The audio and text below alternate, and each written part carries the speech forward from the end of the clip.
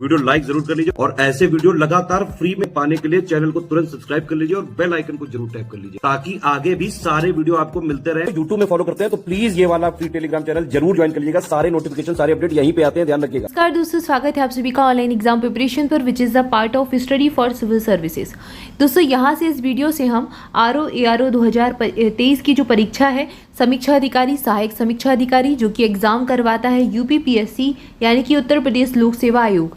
तो 2023 वाले एग्जाम के लिए हम यहाँ पर आर्ट एंड कल्चर शुरू कर रहे हैं। आपका जो कला एवं संस्कृति वाला पार्ट है यहाँ से हम शुरू करेंगे। तो आर्ट एंड कल्चर यहाँ पर हम पूरा कंप्लीट करेंगे, 2-3 पार्ट में आपको मिलेगा और इसकी लिस्टिंग सारे जो इंपॉर्टेंट टॉपिक है जो आर्ट एंड कल्चर, कला और संस्कृति से पूछे जाते हैं, इसको हम कवर करने वाले हैं।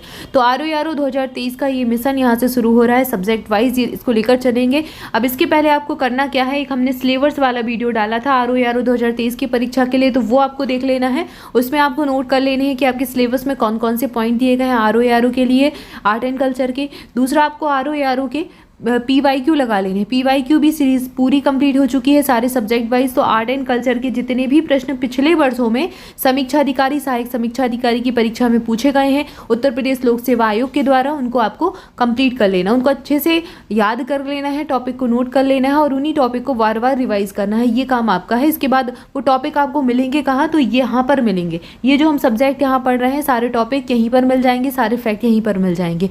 तो लगातार चैनल के साथ बने रहें और अगर चैनल को सब्सक्राइब नहीं किया है तो सब्सक्राइब भी कर लें और जल्दी से पहले वीडियो को लाइक भी कर दें। चलिए स्टार्ट करते हैं। हमारा सबसे पहला टॉपिक है भारतीय संगीत। तो संगीत के बारे में कुछ मोटी मोटी जानकारी हम ले लेते हैं जो फैक्ट एग्जाम में पूछे जाते हैं। जैसे संगीत का वर्गीकरण, तो ये तो आपको पता होना चाहिए कि जो भारतीय संगीत है इसको कितने भागों में बांटा गया है। तो एक तो शास्त्रीय संगीत आप सुनते हैं, कैटेगरी हो जाती है जो कि 2 भागों में डिवाइडेड है। एक है हिंदुस्तानी शैली और दूसरी है कर्नाटकी शैली। अब कर्नाटकी शैली से स्पष्ट है, अगर आपने भारत का मैप देखा है तो कर्नाटक भारत के दक्षिण में है और ये दक्षिण भारत की शैली हो जाती है। और हिंदुस्तानी शैली से तात्पर्य उत्तर भारत की शैली, मतलब उत्तर भारत। अब आप भारत क्या है, जो विविधताओं का केंद्र है।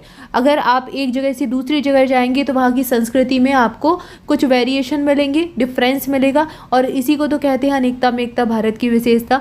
तो हिंदुस्तानी, अब जैसे हमारी जो संस्कृति है उसी का तो पार्ट है संगीत, और संगीत भी हर एक क्षेत्र का अलग अलग है भारत में। तो उत्तर भारत में अलग प्रकार का संगीत गाया जाता है और दक्षिण भारत का संगीत अलग प्रकार का होता है और इसी को कहते हैं 2 कैटेगरी में विभाजित किया गया है। हिंदुस्तानी संगीत उत्तर भारत का जो संगीत है और दक्षिणी संगीत को क्या कहते हैं, कर्नाटकी शैली कह दिया जाता है।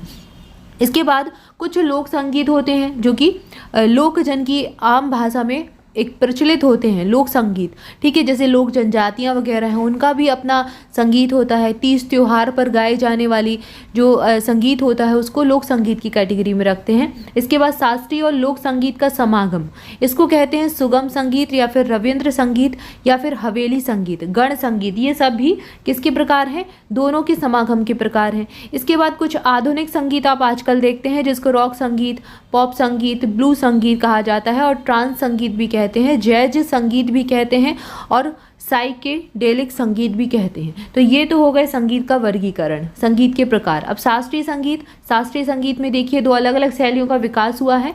हिंदुस्तानी संगीत वही जो आपको बताया, इसका अभ्यास कहाँ पर, उत्तरी भागों में किया जाता है। भारत के जो नॉर्थ वाले इलाके हैं जैसे कि उत्तर प्रदेश, मध्य प्रदेश और यहाँ पर ऊपर चले जाए हिमाचल प्रदेश, हरियाणा, जम्मू कश्मीर, ये वाला जो है यहाँ हिंदुस्तानी संगीत प्रचलित है। इसकी हिंदुस्तानी संगीत की गायन की 10 मुख्य शैलियाँ हैं। अब कौन कौन सी शैली हैं, एक तो ध्रुपद है, धमर है, होरी है, ख्याल गायन, टप्पा, चतुरंग, राग सागर, तराना, सरगम और ठुमरी। ये सारे गायक, ठुमरी वगैरह के बारे में सुना होगा, ध्रुपद ग्वालियर वाले क्षेत्र में प्रसिद्ध है, तराना, सरगम, ये सब जो प्रकार हैं ये हिंदुस्तानी संगीत से निकले हैं। इसके बाद कर्नाटक संगीत, तो वही है कि दक्षिण भारत में इसका अभ्यास किया जाता है। पल्लवी, अनुपल्लवी, चरण और स्वर कल्पना इसके अंतर्गत आते हैं। कर्नाटक संगीत के जो कर्नाटक संगीत है उसकी एक विशेषता है कि इसको सामान्यतः मृदंग के साथ गाया जाता है। मृदंग एक वाद्य यंत्र है और इसका प्रयोग करते हैं कर्नाटक संगीत को गाने के लिए। अब संगीत जो होता है शास्त्रीय संगीत, इसमें कुछ इंस्ट्रूमेंट विशेष तौर पर प्रयोग किए जाते हैं। मृदंग हुआ, हारमोनियम हुआ, तबला हुआ, इनका प्रयोग किया जाता है। इससे इनका जो एक कहें प्रभाव है और ज़्यादा पड़ता है। तो मृदंग के साथ मुक्त लय में मधुर तत्कालिकता का खंड तानम कहलाता है, लेकिन वे खंड जिन्हें मृदंग की आवश्यकता नहीं होती उनको रागम कहा जाता है। तो अब यहाँ रागम और तानम का डिफरेंस बताया गया है कि तानम किसको कहते हैं, जिसको मृदंग के साथ गाए। ऐसे संगीत के खंड जिनको मृदंग के साथ गाए उनको तानम कहते हैं, उनमें तान छिड़ गई, और जिनको बिना मृदंग की आवश्यकता के गाए जाए उनको रागम कहा जाता है। तो ये डिफरेंस बताया।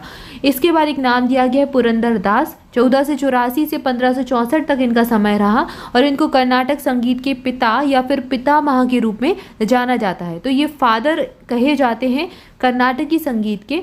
1484 से 1564 तक रहे पुरंदर दास। इनका नाम बस याद रखें, इतना काफ़ी है।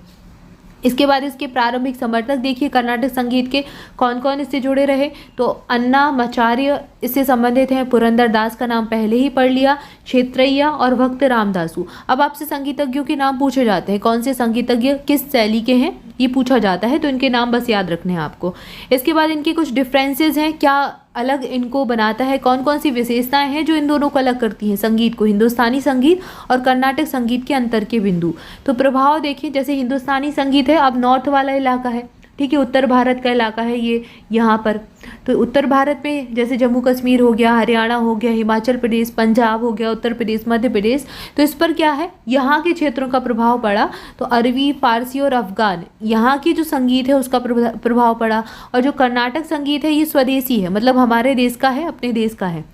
स्वतंत्रता की बात करें तो सुधारने के लिए कलाकारों के पास अवसर रहते हैं, इसलिए विभिन्नता के लिए भी अवसर रहते हैं। अब यहाँ पर क्या है, कुछ करेक्शन होते रहते हैं अपने आप, जैसे कि कोई कलाकार है, कोई संगीतज्ञ, उसने अपने आप में कोई करेक्शन कर दिया, कुछ चेंजेस कर दिए उसमें हिंदुस्तानी संगीत में, तो एक नया प्रकार सामने आ गया, ठीक है। जैसे कि इसी से नए नए इसमें जो वेरिएशन है, जो विभिन्नताएं हैं, ध्रुपद है, धमार है, जो इसके भाग बने वो इसी के कारण बने। लेकिन कर्नाटकी संगीत में सुधारने के लिए कोई स्वतंत्रता नहीं है।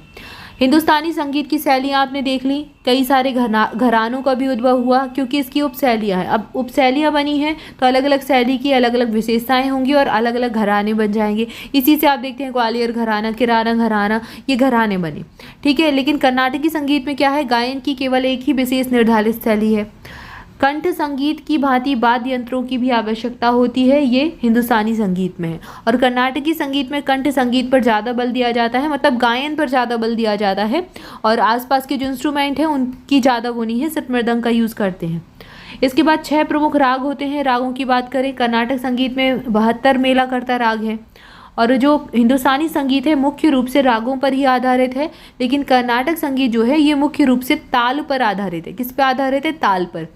अब इसके वाद्य यंत्र देख लीजिए, हिंदुस्तानी संगीत में ये प्रश्न एग्जाम में पूछा जा चुका है वाद्य यंत्र से संबंधित। तो हिंदुस्तानी संगीत में किन वाद्य यंत्रों का प्रयोग विशेष तौर पर किया जाता है, तबला, सारंगी, सितार और संतूर।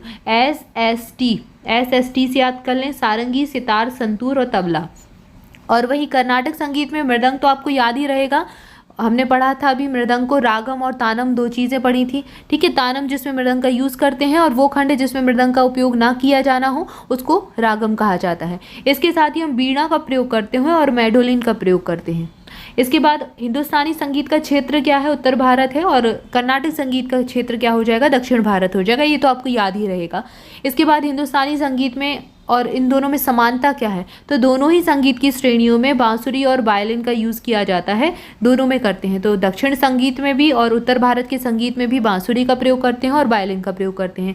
तो ये इन दोनों की जो है एक हो जाएगा कि इनमें सिमिलरिटी है, इनमें समानता का बिंदु है, ठीक है। तो यहाँ पर अगर आप ये चीज़ देखें तो अंग्रेजी माध्यम वालों के लिए भी सारी चीज़ें आसान है, क्योंकि अगर अंग्रेजी में भी आप पढ़ेंगे तो ध्रुपद का नाम ध्रुपद ही रहेगा, धमर का नाम धमर ही रहेगा, होरी होरी ही रहेगा, शैलियाँ भी 2 ही रहेंगी, हिंदुस्तानी और कर्नाटकी शैली हो जाएगा, नाम भी यही रहेंगे, पल्लवी, अनुपल्लवी, चरण, स्वर, कल्पना, पुरंदर दास, इनके नाम भी नहीं बदलेंगे और डिफरेंसेस भी यही रहेंगे। तो अंग्रेजी माध्यम वाले भी इसको हिंदी में देख सकते हैं आर्ट एंड कल्चर को, क्योंकि सारे नाम वैसे ही रहने वाले हैं। तो ऐसा नहीं कि आप सोचें कि अंग्रेजी की वीडियो का, इंग्लिश मीडियम की वीडियो का आप वो करें, वेट करें, तो आप इसी को देख लें। समय बहुत कम है, तो आप धीरे धीरे अपना कंटेंट कंप्लीट करते जाएं, आपका जो सिलेबस है उसको कंप्लीट करते जाएं और इसके फिर PYQ भी लगा लें। तो यहाँ पर आई होप सारी जानकारी अच्छी लगी होगी। इस वीडियो में इतना ही, इसके आगे नेक्स्ट वीडियो में हम नेक्स्ट टॉपिक को पढ़ने वाले हैं। तब तक के लिए चैनल के साथ जुड़े रहें, चैनल को सब्सक्राइब जरूर कर दें, वीडियो को लाइक भी कर दें। मोर अपडेट के लिए हमारा टेलीग्राम ग्रुप ज्वाइन कीजिए, लिंक आपको डिस्क्रिप्शन में मिल जाएगी। और स्टडी फॉर सिविल सर्विसेज की की किसी भी पेड बैच से जुड़ना चाहते हैं तो इन नंबर्स पर कॉल करके इन्फॉर्मेशन ले सकते हैं। हमारे पेड ग्रुप में आपको कंप्लीट स्टडी मटेरियल मिलता है जो कि आपका टॉपिक वाइज होता है और आपका पूरा सिलेबस के अकॉर्डिंग होता है, अपडेटेड मटेरियल होता है, बायलिंगुअल होता है यानी कि हिंदी में और अंग्रेजी में दोनों में होता है। प्लस आपको स्टडी मटेरियल के साथ ही ये बहुत ही मिनिमम पेज में आपका डिज़ाइन किया जाता है जितना आपके लिए ज़रूरी होता है। अगर ये स्टडी मटेरियल आपने पढ़ लिया तो बाहर से आपको कोई बुक नहीं पढ़नी, कोई मैगजीन नहीं पढ़नी, कोई न्यूज़पेपर नहीं पढ़ना, कुछ नहीं पढ़ना। सारा कुछ करंट अफेयर, सारी सब्जेक्ट, सब कुछ यहीं मिलेगा। सारी रिपोर्ट से जो अपडेटेड डेटा होता है वो सब यहीं पर मिलेगा। जितनी भी रिपोर्ट होती है सब आपको यहीं पर अपडेटेड करके सारी चीज़ें यहीं पर दी जाएंगी, आपको मिनिमाइज़ करके, ताकि कम समय में आप ज़्यादा से ज़्यादा पढ़ पाएँ। इसके अलावा यहाँ पर आपको मिलते हैं practice quiz plus test series भी मिलती है। तो ये सारा हमारे पेड बैचेस में ही अवेलेबल होता है। इसकी PDF वगैरह जो है पेड बैचेस में ही दी जाती है। तो अगर आप ज्वाइन करना चाहते हैं तो इन नंबर्स पर कॉल करके इन्फॉर्मेशन ले सकते हैं, सारी डिटेल मिल जाएगी। इसके अलावा इस बार study for civil services offline test series लगवा रहा है। 6 जनवरी को पहला टेस्ट है। बहुत ही कम समय बचा है। अगर आपने रजिस्ट्रेशन अभी तक नहीं किया है तो आप कर सकते हैं। 11 सेंटर डिसाइड किए गए हैं। अगर आप UP में हैं तो इसको ज़रूर ज्वाइन करें। ये आपके लिए बहुत ही हेल्पफुल रहेगा और कहेंगे कि आपको इसका फ़ायदा ज़रूर मिलेगा। अगर आपने ये लगा ली और बिल्कुल सीरियसली लगा ली, यानी कि अच्छे से पढ़ कर गए और आपने इसको लगा लिया, तो आपको बहुत ज़्यादा प्रॉफिट होने वाला है। आप आराम से एग्ज़ाम को क्लियर कर सकते हैं। बहुत ज़्यादा चांसेस आपके एग्ज़ाम क्लियर करने के बढ़ जाएंगे क्योंकि एग्ज़ाम फॉर्म आपने देखे ही होंगे, बहुत ज़्यादा फिल किए गए हैं। नंबर ऑफ़ कैंडिडेट बहुत ज़्यादा है एग्ज़ाम देने वाले, तो आपको कॉम्पिटिशन जो है बहुत अच्छा खासा मिलने वाला है। तो प्रिपरेशन उसकी भी आपको बहुत अच्छे से करनी पड़ेगी। ये तो करना ही पड़ेगा, तभी एग्ज़ाम आप क्लियर कर पाएंगे। तो टेस्ट सीरीज़ आप लगा सकते हैं। इसका फ़ायदा ये है कि यहाँ पर बिल्कुल एनवायरनमेंट आपको दिया जा रहा है एग्ज़ाम के जैसा। आपको प्रॉपर एडमिट कार्ड दिए जाएंगे। कुछ दिन पहले ही आपको सेंटर बताया जाएगा। सिटी आपको पहले से पता रहेगी और सेंटर आपको कुछ दिन पहले, लगभग 6 से 7 दिन पहले मिलेगा। आप सेंटर पर जाएंगे, आपके सारे रूल्स जो भी होते हैं सारे वैसे ही एग्ज़ाम की तरफ फॉलो किए जाएंगे और वैसा ही एनवायरनमेंट दिया जाएगा जैसे एग्ज़ाम में होता है। तो आप 8 बार समझ लीजिए एग्ज़ाम देने, मेन एग्ज़ाम के पहले 8 बार एग्ज़ाम दे देंगे क्योंकि 8 टेस्ट होने वाले हैं। तो ये आप लगा सकते हैं। और अगर आप कहीं दूर से बिलोंग करते, किसी अदर स्टेट के हैं, तो आप हमारी ऑनलाइन टेस्ट सीरीज़ ज्वाइन कर सकते हैं। बस उसको आप बहुत सीरियसली लगाइए तो उसका फ़ायदा आपको होगा। पढ़िए, उसके बाद टेस्ट सीरीज़ लगाइए, उसका रिवीजन बार कीजिए, उन क्वेश्चंस को बिल्कुल अच्छे से, एक कहते हैं ना कि निचोड़ कर पी लेना, तो उस तरीके से अगर आपने कर लिया तो वो आपको हेल्पफुल करेगा। तो thank you for watching this video. Thank you so much.